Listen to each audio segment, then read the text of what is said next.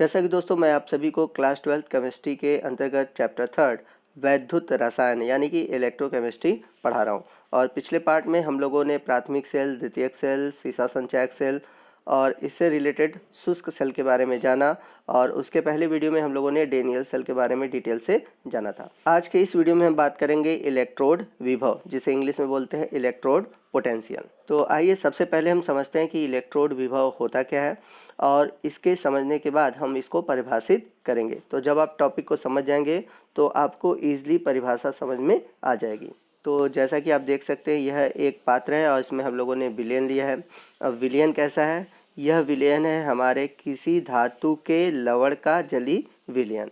तो इसे हम कह सकते हैं कि यह धातु लवण का जली विलयन है। अब इसमें हम धातु की एक छड़ लगा देंगे जो कि इलेक्ट्रोड का कार्य करता है। तो ये जो धातु की जो छड़ होगी, यानी कि जो धातु M छड़ है, वो वही होगा जिसका हमने लवण यानी कि धातु के लवण का जली विलयन लिया है। जैसे अगर हम कॉपर की छड़ ले रहे हैं तो इसका जो लवण का विलयन होगा वो होगा कॉपर सल्फेट, या कोई और भी लवण हो सकता है, लेकिन वह लवण होना चाहिए उसी धातु का।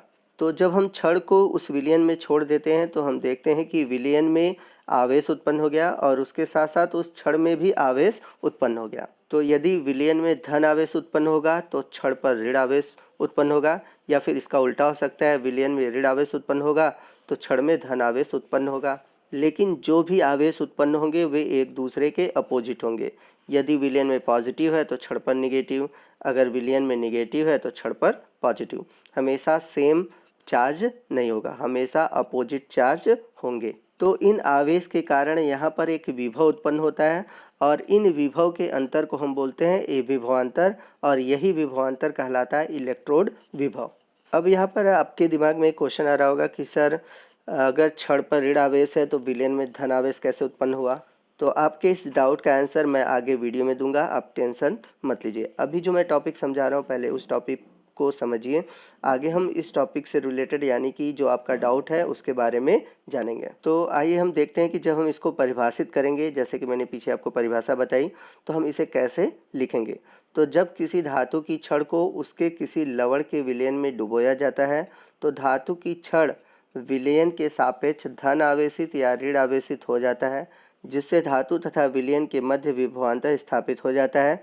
इस विभवांतर को हम इलेक्ट्रोड विभव कहते हैं। आई होप कि आपको परिभाषा समझ में आ गई होगी। आइए अब हम समझेंगे कि कैसे इस धातु की छड़ पर ऋण आवेश और विलयन में धन आवेश, या फिर इसका उल्टा, धातु की छड़ पर धन आवेश या ऋण आवेश उत्पन्न होता है। तो आप इसे ध्यान से समझिएगा और ध्यान दीजिएगा।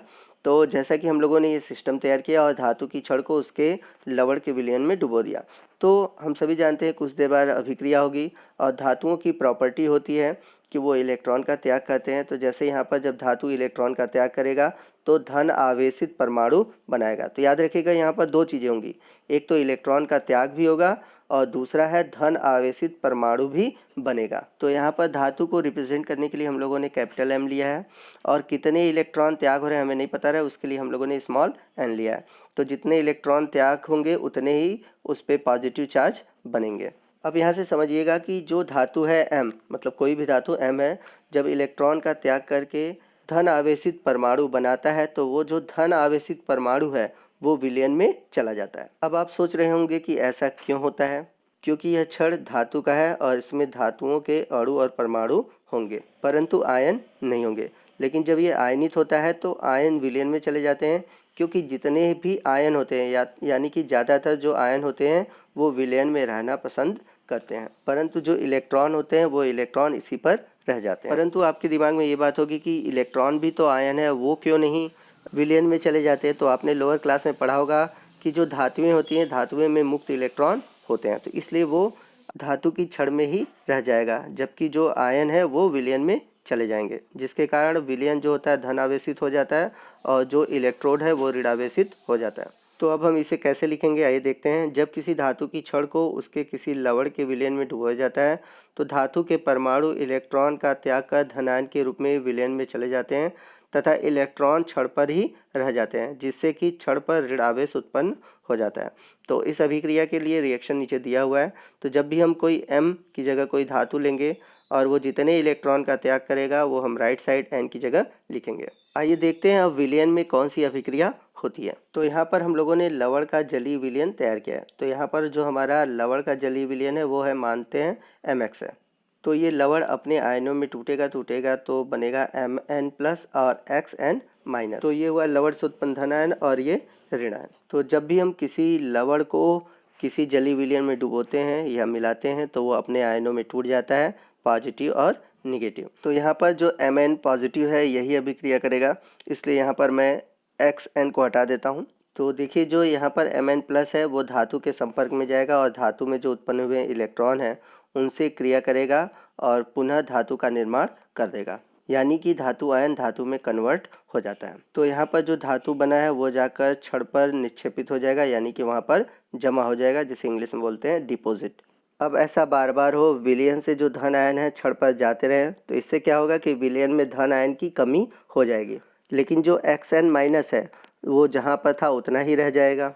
तो इस अवस्था में आप देख सकते हैं कि विलयन में ऋण आवेश भी उत्पन्न हो सकता है, क्योंकि विलयन में जो Xn- है वही बचेगा, क्योंकि जितने Mn पॉजिटिव है वो बार बार छड़ पर जा रहे हैं और इलेक्ट्रॉन को ग्रहण कर रहे हैं, जिससे Mn पॉजिटिव की कमी हो जाएगी। तो अभी मैंने आपसे कहा कि विलयन में धन आवेश होगा, लेकिन अभी मैं कह रहा हूँ कि विलयन पर ऋण आवेश उत्पन्न हो जाएगा। तो यहाँ पर ऐसा क्यों हो रहा है, क्यों होता है, तो आप वीडियो को ध्यान से देखिए, आगे आपको समझ में आ जाएगा। हर चीज़ को आप समझते चलिए, आगे आपके डाउट क्लियर होते जाएंगे। तो यदि हम बात करें विलयन की परिभाषा के लिए, तो इसके विपरीत विलयन में उपस्थित आयन में छड़ पर निक्षेपित होने की प्रवृत्ति होती है। इस प्रक्रिया में धातु के आयन छड़ से इलेक्ट्रॉन लेकर उदासीन हो जाते हैं तथा छड़ को धनावेशित करते रहते हैं, क्योंकि यहाँ पर जो छड़ पर ऋण आवेश है वो धीरे धीरे Mn पॉजिटिव द्वारा ग्रहण होता रहेगा, जिससे के कारण वहाँ पर ऋण आवेश खत्म हो जाएगा और वहाँ पर धन आवेश उत्पन्न हो जाएगा। तो अभी इसके पहले हम लोगों ने पढ़ा था कि जो छड़ होते हैं वो ऋण आवेशित होते हैं, लेकिन अब हम पढ़ रहे हैं कि छड़ धन आवेशित होते हैं। तो वास्तव में छड़ धन आवेशित होगा या ऋण आवेशित, आइए इसको समझने का हम प्रयास करते हैं। तो पीछे हम लोगों ने जो निकाय बनाया था उसमें एक उत्क्रमणीय अभिक्रिया प्रारंभ हो गई थी, यानी कि उसमें उत्क्रमणीय अभिक्रिया होती है, यानी कि जो धातु का छड़ था वो इलेक्ट्रॉन त्याग करके धातु आयन और इलेक्ट्रॉन बनाता है और धातु आयन पुनः इलेक्ट्रॉन को ग्रहण करके धातु बनाता है। तो जब ये अभिक्रिया प्रारंभ होगी शुरू में, तो हो सकता है एक अभिक्रिया की दर तेज हो और दूसरी अभिक्रिया की दर कम हो, लेकिन कुछ देर के बाद जो अभिक्रिया होती है, अभिक्रिया की दर होती है वो समान हो जाती है, यानी कि उत्क्रमणीय अभिक्रिया में अग्र अभिक्रिया और विपरीत अभिक्रिया दोनों समान हो जाते हैं, यानी कि कुछ समय पश्चात इन अभिक्रियाओं में साम्य अवस्था स्थापित हो जाती है तथा धातु की छड़ तथा विलयन पर एक निश्चित आवेश उत्पन्न हो जाता है, यानी कि जो छड़ का आवेश है वो परिवर्तित नहीं होगा, वो निश्चित रहेगा, क्योंकि धातु का एक जो छड़ है जो इलेक्ट्रॉन का त्याग करके धन आयन बनाता है, तो वो धन आयन चला जाता है विलयन में, तो छड़ पे वहाँ पर ऋण आवेश उत्पन्न हो जाता है। कितना उत्पन्न होता है, N- उत्पन्न होता है, और विलयन से तुरंत ही उतने धन आवेश विलयन से धातु की छड़ पर आ जाएंगे जितने की इलेक्ट्रॉन है, और वो क्या करेंगे, उसे अनावेशित कर देंगे। तो ये क्या होती है कि साम्य अवस्था बनी रहती है, क्योंकि जितने धन आवेश बनते हैं उतने ऋण आवेश बनते हैं, तो इस प्रकार से इनके भी साम्य अवस्था उत्पन्न हो जाती है। अब इसके बाद हम क्या करेंगे, धातु की छड़ तथा विलयन के मध्य जो विभवांतर उत्पन्न होगी उसी विभवांतर को हम बोलेंगे इलेक्ट्रोड विभव। अब आपके दिमाग में पीछे एक डाउट था कि कब छड़ पर धन आवेश होगा, कब ऋण आवेश होगा, क्योंकि हम लोगों ने पीछे देखा कि एक बार ऋण आवेशित हो रहा है तो एक बार धन आवेशित हो रहा है, तो ये कंडीशन कब आएगा कि वो ऋण आवेशित होगा या फिर धन आवेशित होगा। तो आइए उदाहरण के द्वारा समझते हैं। तो जिंक सल्फेट के विलयन में हम लोगों ने जिंक इलेक्ट्रोड को डुबोया है और इसके लिए उत्क्रमणीय अभिक्रिया का रिएक्शन दिया हुआ है, जिसमें कि जिंक इलेक्ट्रॉन का त्याग करके जिंक धन आयन और इलेक्ट्रॉन उत्पन्न किया है। अब इस छड़ पर धन आवेश आएगा या ऋण आवेश आएगा, यह इस अभिक्रिया से पता चलेगा। तो यहाँ पर दो अभिक्रियाएं हो रही हैं। तो मान लीजिए जिंक में इलेक्ट्रॉन त्यागने की प्रवृत्ति अधिक है, तो जिंक में इलेक्ट्रॉन त्यागने की प्रवृत्ति अधिक है, तो जिंक आयन में इलेक्ट्रॉन ग्रहण करने की प्रवृत्ति कम है। तो बहुत अधिक इलेक्ट्रॉन का त्याग करने की वजह से जो विलयन है, विलयन में आपके धन आवेश चले जाएंगे और जो हमारा इलेक्ट्रोड है उस पर बहुत अधिक ऋण आवेश उत्पन्न हो जाएंगे, क्योंकि जो जिंक आयन है वो बहुत अधिक मात्रा में बनेगा और वो विलयन में चला जाएगा, और जो इलेक्ट्रॉन है वो बहुत अधिक बनेंगे और वो छड़ पर एकत्रित हो जाएंगे। तो हम देखेंगे कि हमारे विलयन में धन आवेश की संख्या भी बहुत अधिक होगी और इलेक्ट्रोड पर ऋण आवेश की संख्या भी बहुत अधिक होगी। अब यहाँ पर हमने ये माना है कि जो जिंक आयन है इसमें इलेक्ट्रॉन ग्रहण करने की प्रवृत्ति तो है, लेकिन यह प्रवृत्ति बहुत कम है। तो जिंक जो धन आवेश है वो छड़ पे जाएंगे और कुछ इलेक्ट्रॉन को लेंगे, परंतु इनके इलेक्ट्रॉन ग्रहण करने की प्रवृत्ति कम है। तो इसलिए जो इलेक्ट्रोड है, इलेक्ट्रोड पर ऋण आवेश अधिक होगा, धन आवेश कम होगा, क्योंकि जो जिंक आयन है वो बहुत कम इलेक्ट्रॉन को ग्रहण करेंगे। तो इस प्रकार जो छड़ है, छड़ पर जो कुल चार्ज होगा वो होगा ऋण आवेश। क्यों?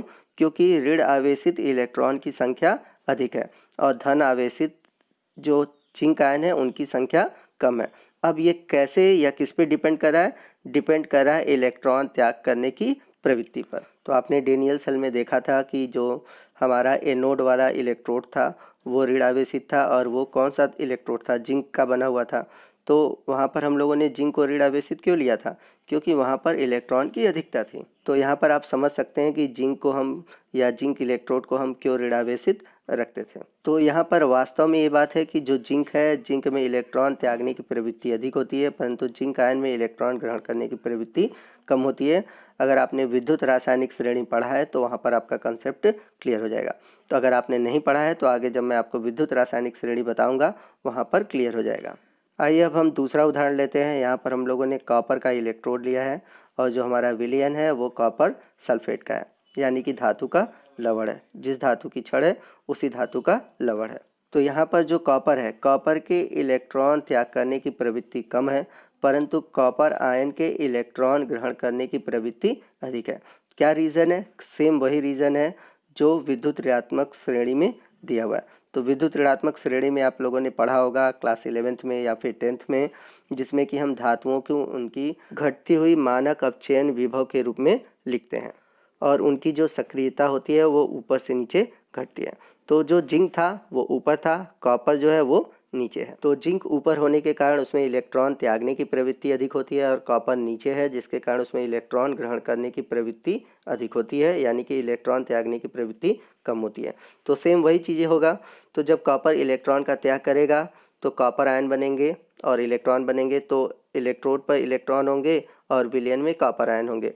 परंतु जो कॉपर आयन की इलेक्ट्रॉन ग्रहण करने की प्रवृत्ति अधिक है, तो इसलिए वो इलेक्ट्रोड पर चला जाएगा और बहुत तेज़ी से इलेक्ट्रॉन को लेगा। तो बहुत अधिक इलेक्ट्रॉन लेने की वजह से वहाँ पर जो कॉपर है, कॉपर आयन है, वो बहुत अधिक इकट्ठा हो जाएंगे, जिसके कारण जो इलेक्ट्रोड है, इलेक्ट्रोड पर धन आवेश उत्पन्न हो जाएगा। तो आई होप आपको समझ में आ गया होगा कि क्यों कॉपर पे आपका धन आवेश इलेक्ट्रोड पर होता है जबकि जिंक पर ऋण आवेश होता है। तो आपने डेनियल सेल में भी देखा था, जो आपके कैथोड हैं, कैथोड पर धन आवेश थे और कैथोड कॉपर का बना हुआ था और कॉपर पर कैसा था? कॉपर पे आपका धन आवेश उत्पन्न हुआ था। तो रीज़न यही है कि जिंक इलेक्ट्रोड पर ऋण आवेश उत्पन्न हुए और क्यों कॉपर इलेक्ट्रोड पर धन आवेश उत्पन्न हुए। आई होप आपको ये समझ में आ गया होगा और आपके सभी डाउट क्लियर हो गए होंगे। उम्मीद है कि आपको वीडियो पसंद आई होगी। अगर आपको वीडियो अच्छा लगा होगा तो वीडियो को ज़रूर लाइक कीजिएगा, और यदि आपने हमारे चैनल को सब्सक्राइब नहीं किया है तो सब्सक्राइब कर लें और साथ ही साथ बेल आइकॉन भी प्रेस कीजिए, ताकि जब भी मैं कोई नया वीडियो अपलोड करूं उसका नोटिफिकेशन आपको मिलता रहे। आपके कोई भी क्वेश्चन हो या फिर कोई भी विचार हो, आप हमें नीचे कमेंट करके ज़रूर बताइएगा।